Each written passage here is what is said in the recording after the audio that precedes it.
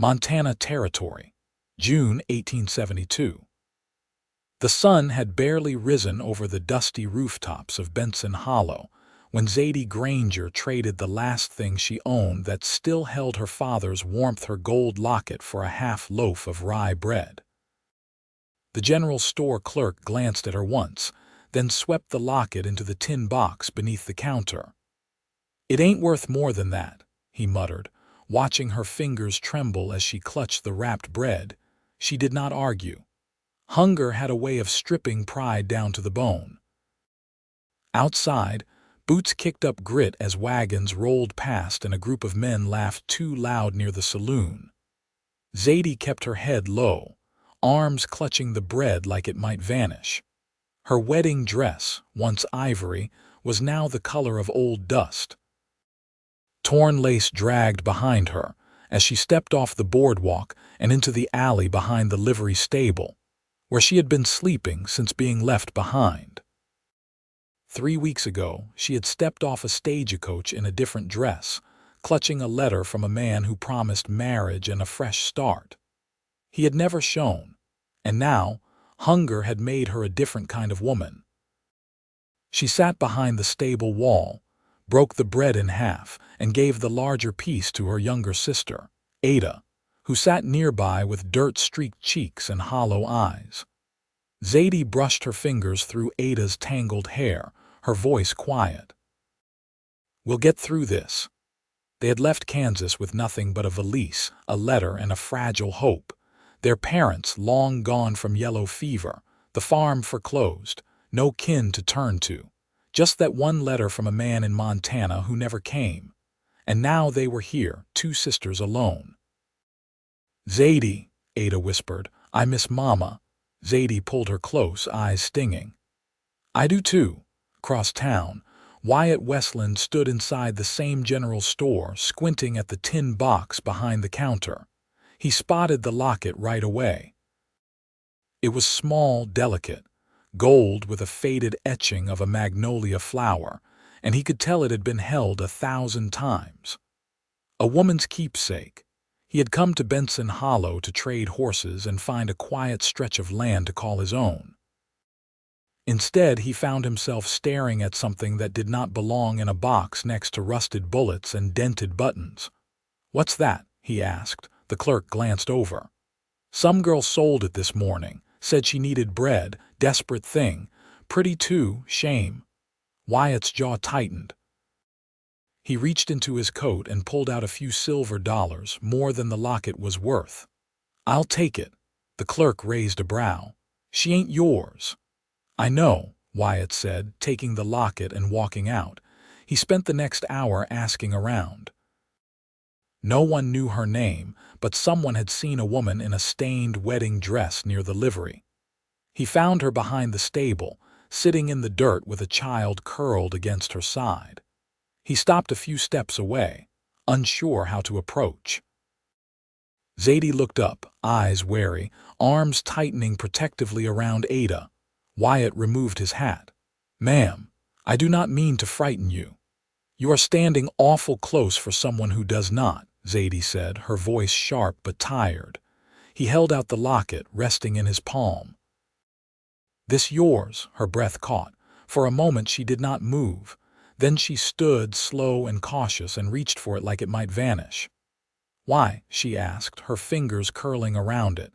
"You should not have had to give it up," Wyatt said simply. Zadie blinked. "You bought it back." "I did." Ada sat up, watching him with wide, curious eyes. Zadie looked from the locket to the man standing in front of her. His shirt was worn, his boots covered in trail dust, and his face carried the kind of stillness that came from long days riding alone. He had kind eyes. That was the part that undid her. She pressed her lips together, unsure if she was going to cry or curse. "Thank you," she said, voice cracking. He nodded.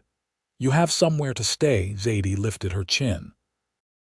"We are doing fine." He glanced at the torn lace on her dress, the bruises under her eyes, the girl behind her trying not to shiver in the shade. "I have a cabin. It is just outside of town, safe and quiet. You are welcome to it. We do not take charity." It is not charity, it is a roof. You can decide how long you stay. Zadie hesitated. Her pride was heavy, but Ada was shivering and the bread was already gone. She looked down at the locket in her hand, then back at Wyatt. "All right," she said. "Just for one night." Wyatt nodded once. "My horse is tied out front." "I am not riding," Zadie said. "We walk." He did not argue. He just turned and started walking, slow enough for them to follow. The cabin was a mile out, tucked between pine and aspen, with a small creek running behind it. Wyatt opened the door and stepped aside. It was small but clean. One bed, a table, a stove, and a rocking chair near the hearth. "You can take the bed," he said. "I will sleep in the barn." Zadie looked around, then at him. "You live out here alone?" "I do," she nodded once. "Thank you, Mr. Westland." "Wyatt Westland." "I am Zadie Granger. This is Ada." Wyatt gave a slight nod toward Ada, who was already drifting toward the bed. That night, as the fire crackled low and Ada slept curled under a quilt, Zadie stepped out onto the porch. Wyatt was leaning against a post, arms crossed. "You do this often?" she asked. "Bring strangers home?" "No," he said, "just you." She looked down at the locket in her hand. "You did not have to do that." "I know." Zadie looked up at him, eyes searching. "Why did you?" Wyatt studied her for a long minute before he answered. "Because no one else did." The silence between them stretched, not heavy, just full. Zadie looked out into the dark. "He left us. The man who sent the letter, promised marriage, never showed. I figured. I was supposed to be a bride. Now I am just a girl who sold her locket for bread." Wyatt stepped closer, his voice steady. "You are more than that." She turned to look at him. "You do not know me." "No," he said, "but I want to." Zadie did not respond right away. Then slowly she smiled, just a flicker, small but real. "The first in weeks." Wyatt smiled back just a little. "There it is." "What? Your smile?" Zadie flushed, looking down. "You are kind." "Not always," he said, "but I try to be honest." She looked up again, and this time her eyes did not hold fear, just tired hope. And Wyatt Westland knew, right then, that he would do anything to keep that smile from fading again. The morning came slow, the kind that unfurled in pale light and bird call. Zadie stood at the edge of the creek behind the cabin, her skirts gathered in one hand, her bare feet sunk into the cool mud. Wisps of steam lifted from the water's surface. She didn't move for a long while, letting the quiet settle over her like balm. Behind her, Ada was still asleep beneath the quilt, curled small and untroubled for once. The air held the sharp scent of pine and wet stone, and Zadie breathed it in like it might root her here. She heard the barn door open, leather creaked, followed by the low, sleepy grunt of a horse.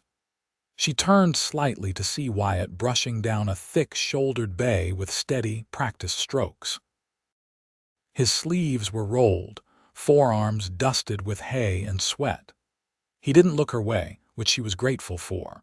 She needed a few more minutes before facing anyone. Back inside, Zadie stirred the coals in the stove Wyatt had left burning. She found cornmeal and a tin of lard in the cupboard and made cakes by memory, hands moving without thought. Ada woke to the smell and sat up, her eyes clearer than they'd been in days. "Do we stay here now?" she asked around a mouthful. Zadie didn't answer right away. She glanced out the window where Wyatt was splitting kindling, the ground beneath him already littered with clean, sharp cuts. "I don't know," she said, though something in her chest had already decided. Later, Wyatt came in and left his hat near the door. "You cook like someone who's done it for a houseful," he said, pulling up a stool. Zadie handed him a plate. "I used to. Big family." She hesitated. "There were 6 of us once, then 4, then 2. Wyatt nodded, accepting that without prying. He ate in silence, but it wasn't the kind that pressed down. It gave her space, as though he understood that quiet was sometimes the only thing a person could bear. After breakfast, Wyatt gathered tools and a coil of rope. I've got fence down on the east slope. Could use a hand if you can manage a hammer. Zadie raised a brow. I can do more than that. Good, he said. Bring gloves. They walked the property line together, Ada trailing behind, stopping to collect wildflowers and stones. The fence ran along a low ridge where cottonwoods leaned into the wind. Wyatt held the rails steady while Zadie nailed them back into place. Her hands blistered, but she didn't complain. She hadn't worked with a man like this before, not side by side, not with respect. Where did you learn? He asked, gesturing to her swing of the hammer. My father's farm, she said. We couldn't afford to wait on a man. He gave a soft chuckle. That's clear. By midday, they'd mended over 40 feet of fence. Zadie wiped her brow with the edge of her sleeve, breathing hard. Lunch? She asked. River's not far, shade and cold water. They followed a deer trail down to a bend in the creek where the current slowed. Ada waded in up to her knees, shrieking with laughter. Zadie sat on the bank, boots off, skirts pulled above her ankles. Wyatt joined her, his hat tilted low to block the sun. You planning to stay in Benson Hollow? She asked. He picked up a flat stone and turned it in his hand. I was. Land's good, not many folks, I like quiet. She looked toward Ada, who was now building a tower of rocks midstream. Quiet's a luxury, she murmured. He glanced at her. You still looking for that man, the one who wrote the letter? She shook her head. No, he waited. I think he wanted someone soft, she said after a while. Someone who didn't ask too much. I was desperate enough to try. But I wasn't made to be quiet. No, he said. You weren't. They sat without speaking for a while. The wind shifted, bringing the scent of sage and warm earth. Zadie leaned back on her hands, eyes closed. You ever been married? His voice was low. No. Why not? Didn't meet the right kind of trouble, she laughed, surprised. Is that what I am? He smiled faintly. Not trouble, just not quiet. She looked at him then. Really looked. There was a steadiness in him, not showy or loud. Like a man who'd walked through fire and come out with his goodness intact. I don't know what we're supposed to do now, she said. You don't have to know today. She nodded, drawing her knees up. He stood. Come on. I'll show you where the huckleberries grow. Zadie rose, brushing dirt from her skirt. You always pick berries with strangers. He gave a slight shrug. Just you. And she followed him, the late sun warming her back, her hands empty but no longer aching. The next week passed in a rhythm that felt almost like rebuilding. Zadie rose early, braided her hair with wet fingers by the creek, and learned how to split kindling with a single strike. She set traps along the ridge for rabbits and picked mint from the slope above the cabin.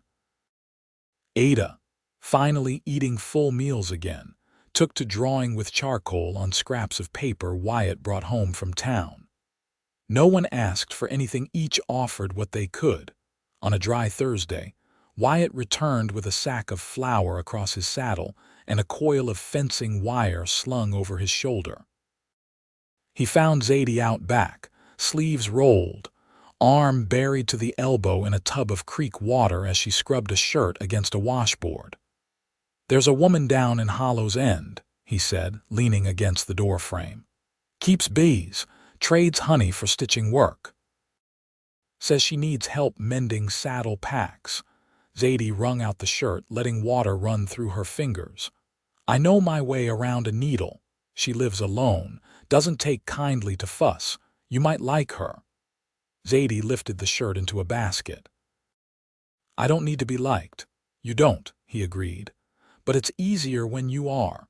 She glanced up, one brow raised. That why you're always bringing things back from town?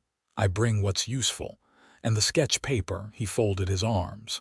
Ada's got a sharp eye. Seems fair to feed it. Zadie didn't press. She just picked up the basket and moved toward the clothesline strung between two pine trunks. Later, while Ada napped under the porch with a book open across her chest, Zadie found Wyatt at the shed, sorting through a box of hand-forged nails. She watched him for a moment before speaking. "You were raised out here," he shook his head. "Arkansas, originally. My father worked timber. We came west after the war." She leaned against the post. "I'd have taken you for someone born to it. Had to become it. My brother stayed back. Took over the land. I came north." "Why?" He fitted the lid back on the nail box. "Too many ghosts." Zadie nodded, understanding something in his voice. "I used to think leaving was the hardest part. Turns out staying gone's worse." Wyatt turned, met her eyes. "You planning to keep moving?" She looked toward the horizon, where the tall grass bent with the wind. "I don't know yet. Depends what's waiting. If it's safety, you've got it here." She hesitated. "It's not just safety I'm after." "What else?" "I'd like something that holds." Her voice softened. "Something that doesn't vanish when the wind changes." Wyatt stepped closer, his boots silent in the dust. "I don't shift with the wind." She didn't move. "You haven't asked me for anything." "I will when I have something worth asking." She looked up at him, and for the first time her guard slipped without warning. "What would that be?" He searched her face, quiet for a breath. "A place beside you." Neither spoke after that. The sun dipped behind the ridge, casting long shadows over the grass. Ada stirred on the porch, calling for her sister, and Zadie turned to answer. But her steps were slower, like part of her wish to stay right there, held in the stillness with him. That night, Zadie stood by the window while Ada slept, watching moths flicker against the glass. Wyatt's lantern glowed dimly in the barn. She pressed her hand to the locket at her throat, the one he'd returned without asking for anything in return. She didn't believe in fate. But she was starting to believe in choice. In the morning, she would take the stitching work. She would carry her sewing basket down to Hollow's End and trade her skill for honey and cloth. And she would come back here not just because it was safe, but because the man who lived here never asked her to be anything less than what she was. And that, she thought, might be a beginning. By late June, the days had grown long enough that the light lingered past supper, deepening the blue of the sky and washing the hills in gold. Zadie walked back from Hollow's End with a jar of honey wrapped in a hand-stitched cloth tucked under her arm. The woman there, Miss Kitteridge, hadn't said more than necessary, but she'd offered strong tea and a second bundle of canvas to mend. Zadie had accepted both without hesitation. As she neared the edge of the pasture, she saw Wyatt down near the stone trough, tending a mare's hoof. He didn't look up when she passed, but she felt the shift in his posture, the way he straightened slightly, as if her presence steadied something in him. Inside the cabin, Ada sat on the floor with a shallow tin of water and a stub of charcoal, studying the reflection of her own nose. Zadie unwrapped the honey, set it on the shelf, and crouched beside her sister. "That for a storybook?" she asked. "No," Ada said. "Just trying to see what I really look like." Zadie brushed a curl behind the girl's ear. "You look like yourself." "That's more than enough." That evening, after the sun dropped behind the ridge and shadows stretched across the clearing, Wyatt returned from the barn with a folded paper in his hand. "I got word from the post rider," he said as Zadie stood at the stove, turning cornmeal cakes on the griddle. "He said there's a man in town asking after you." Zadie set the spatula down. "What kind of man?" "Tall, clean coat. Claims to have sent a letter to a Miss Granger. Said he's been delayed." She stood still a moment, eyes on the stove though nothing burned. Then she turned to him. "Did he give a name?" "Yance Barlow." Her jaw tightened. "I don't want to see him." "I didn't say you had to." Ada looked up from her tin, her voice quiet. "Is he the one?" Zadie nodded once. "He's the one who never came." Wyatt said nothing, just met her gaze. "I thought he'd forgotten me," she said. "Or changed his mind. I didn't think he'd show up after all this time." "You're not the girl he wrote to anymore," Wyatt said, "and he's not the man you thought he was. I don't owe him anything." "No." You don't.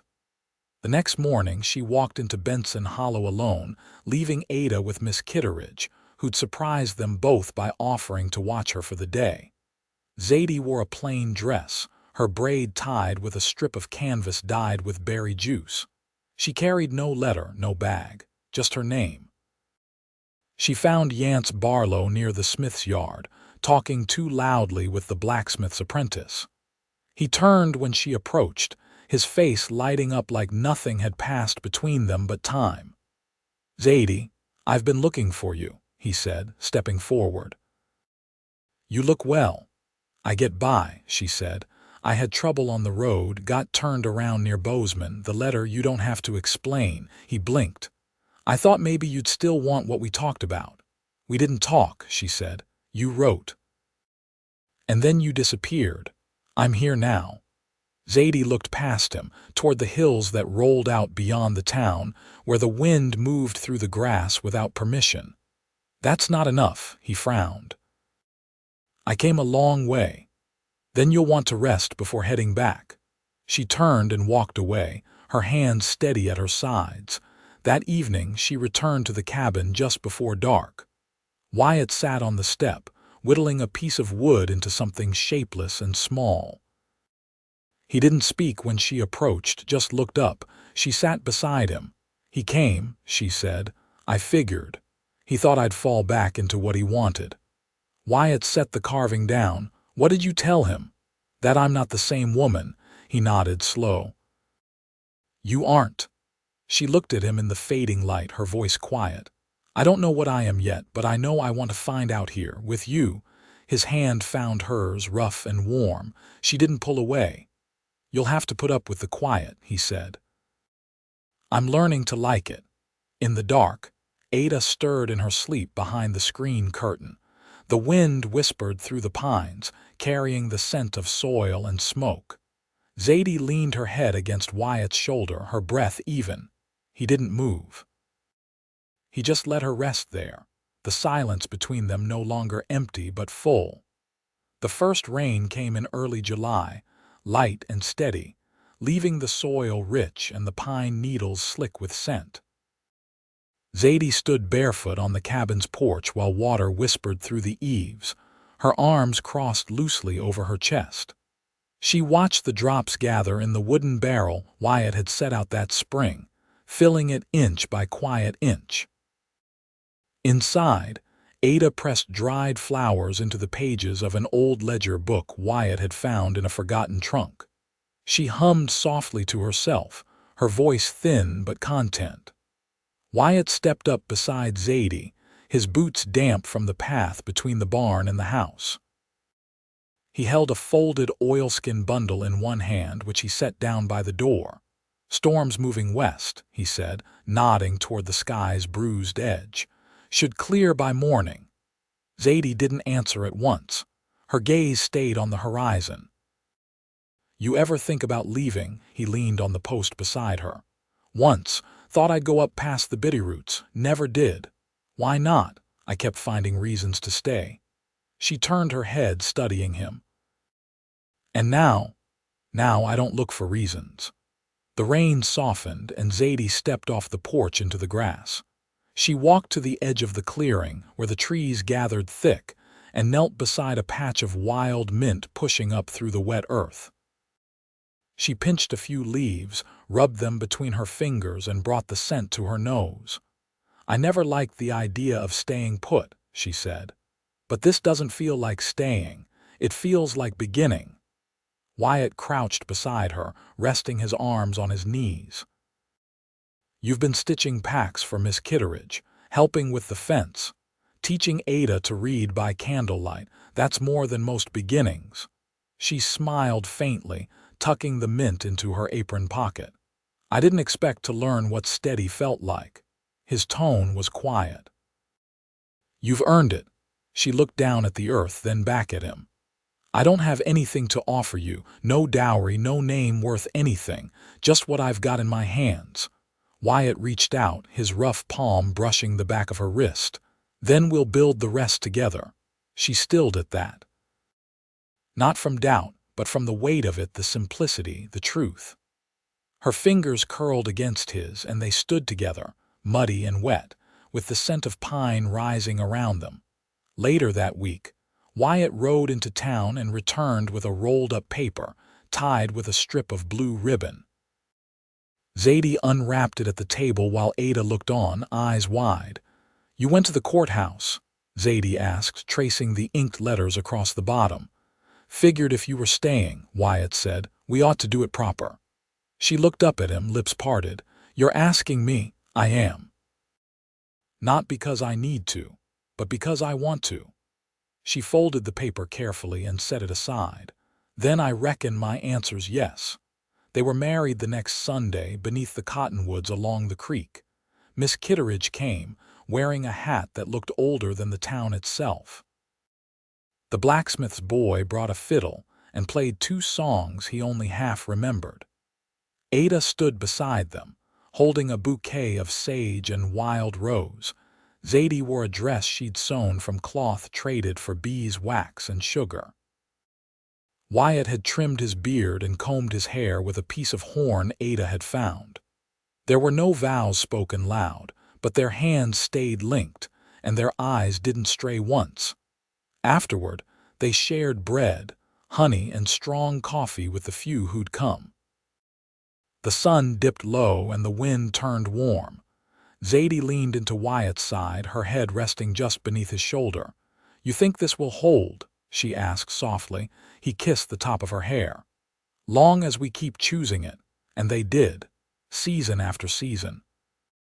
Zadie took in mending and started teaching letters to children from nearby homesteads. Wyatt traded horses and built a second room onto the cabin with Ada's help. The girl grew taller, louder, and more sure of herself. They planted a garden of beans and squash and filled the shelves with jars of mint jelly and pickled things.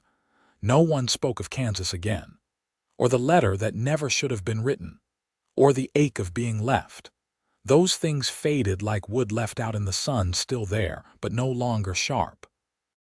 One spring morning, Zadie stood at the edge of the porch, heavy with child, watching Wyatt split logs by the barn. Ada was down by the creek, sketching the new chutes along the bank. The mountains in the distance were still tipped with snow, but the grass under her feet was warm. She turned when Wyatt set down the axe and came toward her, wiping his hands on his trousers.